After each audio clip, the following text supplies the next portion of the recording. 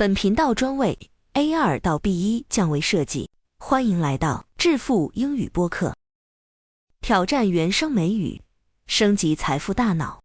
Are you ready? Let's go!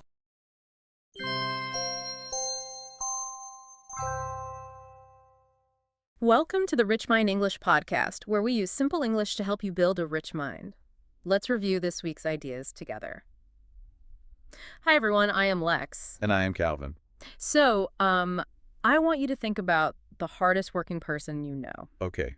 I am thinking about someone. Right. Maybe they do, heavy construction work for 12 hours every single day. Yeah, that is a very tough job. It really is. Their body is tired, they sweat, they give all their energy to their job. Right, absolutely. But now, I want you to think about the richest person in the world. Okay, quite a different picture. Exactly.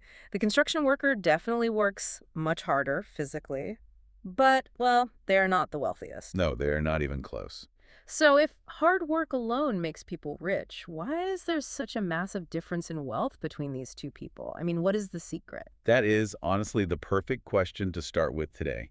We're looking at sources that explore a very famous idea: how to work smart, not hard. You see, society tells you that if you just put in more hours, and sweat more, you will get rich. Right. That is what we are all taught in school. Exactly. But our sources show us that pure hard work just cannot explain the huge wealth gap in the world. Oh, really? Yeah. Hard work is important, sure, but it is actually the wrong path to true wealth. Wow, that is a really big statement. If hard work is not the secret path, what are we missing? Well, the missing piece is a really powerful concept called leverage. Leverage, okay. How do we understand that? To understand leverage, imagine you are trying to move a giant heavy rock off a road. Okay, I see a big rock. If you use only your bare hands, you can push all day long. Right, and you will sweat, your muscles will hurt, and you will just be exhausted. Yes, exactly. That is pure hard work. But the rock probably will not move at all. Because human muscles only have so much power, right? There is a physical limit. Yes, precisely. Yeah. Now imagine you find a long, strong stick. Yep. You put one end of that stick under the rock, and you push down on the other end. Oh, and suddenly the rock rolls away easily. Right. You used a very small amount of energy to do a massive job. Yeah? The stick is your leverage. I see. So it is a tool that multiplies your effort. Yes. So in business and in life, finding leverage means finding special tools that give you huge results from a very small amount of work. Okay, you explained that perfectly. So instead of me working 24 hours a day, are you saying I can have, invisible robots working for me? Yes, that is exactly it. To explain why pure hard work is not enough, we really have to look at the tools you use. What kind of tools? Well, in the past, leverage meant having a lot of money or, having hundreds of human employees working for you. Right, like owning a big factory. Exactly. Mm. But our sources say we live in a new age now. The best tools for leverage today are code and media. Code and media. Okay, let's make sure we have a clear picture of what those mean in simple English. Sure. Media is, it is what we are creating right now. Yeah. Yes. This audio deep dive is a perfect example of media. Okay. A blog post, a video on the internet, a digital book. These are all forms of media. Right, because we sit here and speak into our microphones just one time. Exactly. Just once. But maybe 10,000 people will listen to it. Oh, wow. Yeah, we do not have to visit 10,000 different houses and speak to each person individually. The media does that heavy lifting for us. Yes. It is the stick moving the rock. So it is kind of like planting an apple tree once. Oh, I like that. Yeah, you do the work to dig the hole and put the seed in the ground, but then the tree keeps growing apples every year without you having to water it constantly. That is a wonderful way to picture it. You create it once, and it keeps working. Okay, so that is media. What about code? Well, code simply means computer software. It is the language used to make computer programs or, apps on your phone. And the sources point out something fascinating about code and media. What is that? They say these new tools require zero permission from other people. Yes, and this is a huge change in human history. Right. Think about the old ways of building wealth. If you wanted to build a big factory, you needed permission from a bank to lend you millions of dollars. Oh, yeah. You had to ask them. And if you wanted to reach a lot of people, you needed permission from a television station or a newspaper editor to share your voice. Right. There was always a person standing in the door holding the key. Exactly. You had to ask them to let you in. But today, I do not need a boss to allow me to write a computer program in my bedroom. No, you do not. And I do not need a television director to allow me to record a video and put it on the internet. I just need a phone or a laptop. Yes. No one has to say yes to you. You just give yourself permission. That is amazing. And once you create that software code or that internet video, our sources describe it as a free robot. A free robot. I really like that image. It is a great image, right? Because a human worker needs to sleep for 8 hours. Right. And they need a lunch break. And they take weekends off. Exactly. But a computer program never gets tired. It works continuously. It runs in the background while you are sleeping, while you are eating, and, while you are on vacation. So it's just always on. Yes. Our sources say that when you write code or create media, you are basically building a silent robot army. And what exactly are these robots doing while I sleep? They perfectly copy your valuable knowledge. Oh, I see. Like if you know how to fix a car engine, you can record one video showing people how to do it. Right. And that video perfectly captures your knowledge. Then your silent robot army takes that video and shows it to people all over the world, day and night. Wow. So you achieve massive scale with minimal effort. Exactly. Well, having a silent robot army working for me sounds incredible. It definitely sounds better than trying to move the rock with my bare hands. Much better. But this brings up a really important question. What is that? If I am building these tools, who actually owns them? Like if I work for a big company and build robots for them, who gets the money? That question leads us right into the most surprising part of our source material today. Okay. The sources warn us that relying entirely on a high salary is actually a hidden trap. Wait, really? A high salary is a trap? Yes, it is. But most people think a big salary is the ultimate goal. I mean, people go to university for many years to become doctors or managers just to get a big salary. I know. It feels very safe to get a high salary. The money comes into your bank account every 2 weeks. Right. It is comfortable. But here is the big problem.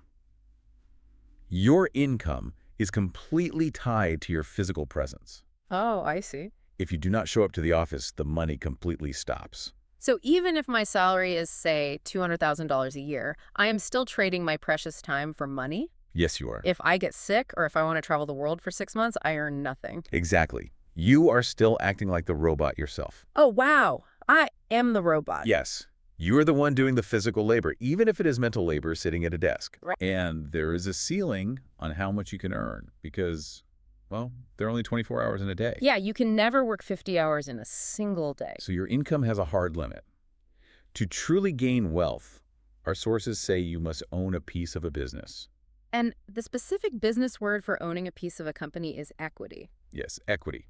Equity is the exact opposite of a salary. Okay, why is equity so powerful? Because it captures the massive financial upside. Upside, meaning the potential to make a huge amount of money if the business grows. Right. If you own equity and the business uses silent robots to reach millions of customers, the business grows in value. And because you own a piece of it, your wealth grows too. Exactly. You do not have to work extra hours to get that extra money. But shifting from a salary to equity sounds like it requires a completely different way of looking at the world. It does. It requires a massive identity shift. Yeah, you have to change who you think you are. Right. Most of us are trained from a very young age to be good employees. We are taught to do what the teacher says, do what the boss says, and collect our reward. Right. Show up and get paid. But to build a rich mind, you must start thinking like an owner, not a worker. Okay, thinking like an owner is a nice idea, but, well, how does an average person actually do this? I mean, not everyone has $1 million to start a new company. That is very true. But you do not need to start a massive company to own equity. Okay. The sources give very practical ways to start. One simple way is buying stocks. Buying stocks, okay. When you buy shares of a company in the stock market, you are legally buying a tiny piece of a real business. That's a really interesting way to look at the stock market. Yeah. So if I buy stock in a large technology company, I am actually becoming a tiny owner of their silent robot army. I own a tiny piece of their software. Yes, you do. And another very practical way is how you negotiate your pay at your job. Oh, how so? When you take a new job, most people only ask for a higher salary. But an owner asks for stock options. Oh, I see. This means you ask the company to give you a small percentage of ownership as part of your pay. So if I help the company become very successful, my personal wealth goes up automatically alongside the company. Exactly. My wealth grows without my daily presence. Yes, that is the true power of equity. But there is a catch. What is the catch? To build these tools and to transition from a worker to an owner, you need something very important. You need time. Time. And that is the biggest problem for most people. It really is. If you are working a demanding job all day and taking care of your family at night, you are exhausted. Yeah. You feel like you do not have a single free minute to build code or media. Because time is our only truly scarce resource. You know, you can lose all your money and make it back again. Right. But you can never, ever get yesterday back. That is so true. Because time is so limited, our sources say we have to completely change how we manage our days. Okay, how do we do that? Well, in this new age of leverage, pure effort matters much less than you think. Wait, pure effort matters less. Yes. That goes against everything we are taught. We are taught that pure effort, just putting your head down and working hard, is everything. I know. If effort is not the most important thing, what is? Your strategic judgment. Strategic judgment. The sources argue that your judgment matters 10,000 times more than your effort. Wow, 10,000 times more. Okay, let's unpack what that really means. It sounds like making very careful long-term choices. Right. Imagine you are lost deep inside a thick forest. Okay, I am lost in the woods. Effort is how fast you can run. If you just put your head down and run as fast as you can, you are using maximum effort. Right. But if you are running in the completely wrong direction, you will just get more lost. Yeah. Your effort is actually hurting you. Oh, wow. So I am working extremely hard. I'm sweating, but I am not getting closer to my goal. Exactly. Judgment is knowing which direction is the correct way out of the forest. Nice. If you sit down under a tree, look at the sun, think clearly, and choose the correct path, you can walk out of the forest easily. Right. Knowing the right direction is 10,000 times more valuable than just running fast. That makes perfect sense. But to make those good, clear choices, you need a quiet mind. You need time to just sit under the tree. You do. And this brings up a huge problem. People love to be busy. People always say, I'm so busy. Is being busy a bad thing now? Yes, actually. Yeah. We like it because society rewards visible effort. Right. If your boss sees you running around the office looking stressed, they think you are a great worker. Exactly. But if they see you sitting quietly in a chair just thinking, they might think you are lazy. Yeah, they definitely would. But our sources are very clear. A busy schedule actually destroys your clear mind. Right, because if you are running from one meeting to the next and answering emails every 2 minutes, you have no time to check if you are running in the right direction. Exactly. Your mind is full of noise. So you cannot have good strategic judgment if you are always stressed by tiny tasks. No, you cannot. So how do we fix this? Yeah, what is the solution? The sources share a very unique mental trick. Okay. You need to set a ridiculously high hourly rate for your own time. A ridiculously high rate. Yes. So I should pretend my time is worth a massive amount of money. Let's say I decide my fake hourly rate is $1,000 an hour. Perfect number. What do I do with that number? You use that number to calculate the true cost of every small task in your day. Let's look at a real example. Okay. Imagine it is Saturday morning and your lawn needs to be mowed. You know it will take you 2 full hours to cut the grass. Okay, so if my personal time is worth $1,000 an hour, then spending 2 hours mowing the lawn just cost me $2,000 of my time. Exactly. When you do the math that way, you realize that doing a cheap task yourself is actually terribly expensive. Oh, wow. That is a crazy way to look at it, but it makes sense. What is the alternative? You outsource it. You could pay a neighborhood teenager $40 to mow the lawn for you. Right. Paying someone else to do the work. But wait, I know how people think. How do they think? If I suggest paying a teenager $40, a lot of people will feel really guilty. They will say, why should I spend $40 when I am perfectly capable of doing it myself? I should just save the money. Right. And that guilt is exactly how a worker thinks. Oh. A worker tries to save $40. A business owner realizes that by spending $40, they just bought back 2 hours of their scarce, strictly limited time. I see. You just saved $1,960 of your own mental value. That is a huge change in how you see things. You are not losing money. You are buying your life back. Yes. The sources say you must protect your free time fiercely. Right. Do not let small chores or cheap tasks steal your time. Outsource the cheap tasks. Or just say no to them completely. But this only works if I use those 2 free hours correctly, right? What do you mean? Well, if I pay the teenager to mow the lawn and then I just sit on the sofa and watch television for 2 hours, I did not really gain anything, did I? No, you are absolutely right. You must spend that protected free time only on high-leverage activities. Okay, what does a high-leverage activity look like for a normal person? Well, it could be sitting quietly with a notebook, practicing your strategic judgment to figure out your next career move. Right, sitting under the tree. Exactly. Or it could be learning a new technical skill.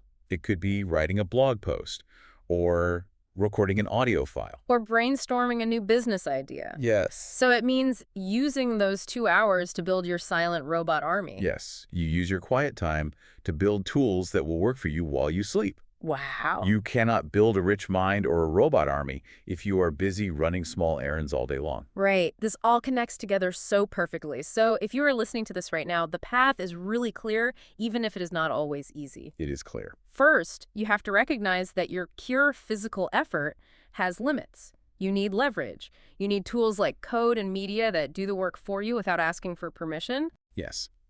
And second, you must realize that a high salary, while comfortable, keeps you tied to a desk. You must shift your basic identity from worker to owner. Right. You need equity.